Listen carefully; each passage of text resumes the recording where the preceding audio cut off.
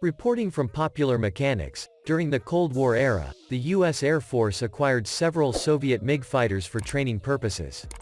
Warplanes were used not only to study Soviet technology, but also to train American pilots against enemy jets in real time.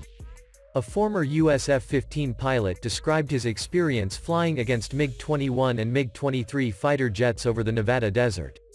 The race for military supremacy during the Cold War had many unusual twists and turns, and one of the most bizarre was the secretive American attempt to acquire Soviet fighter jets. MiG fighter jets, flown by U.S. Air Force pilots under the secret program Constant Peg, were used to familiarize American pilots with what would become their main enemy should World War III erupt. Now, 36 years later, a former F-15 pilot has detailed his own experiences flying against Soviet warplanes. In the 1960s, U.S. intelligence made secret defense spending. The Central Intelligence Agency bought or leased Soviet fighter jets from a number of countries, often through pilot defections, arrests, or even from the Soviet Union itself. The Soviet aircraft were then passed on to the U.S. Air Force, which then translated the instruction manual into English, if applicable, and some of its best pilots flew the foreign aircraft.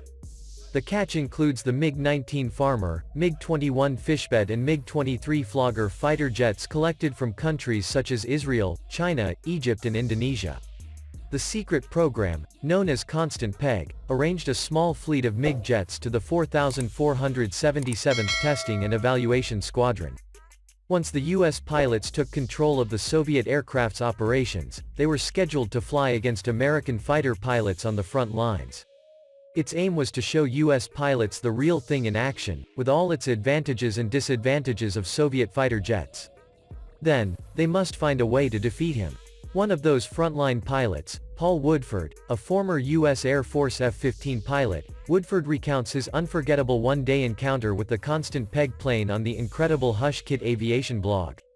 Woodford reminisces about being in Nevada participating in one of the Air Force's famous red flag exercises, when he was taken to the Constant Peg program.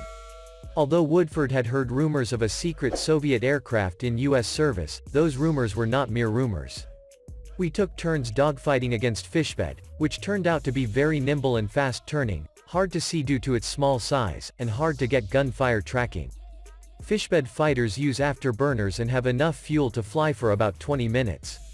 Our MiG-23 pilot demonstrated how it flew, which was just as bad as the fight, difficult to control and unstable, especially with the wing swept backwards. What it can do well, as the pilot showed us, is make a high-speed, high-angle strike, and then run. It accelerates a way that I have never seen before.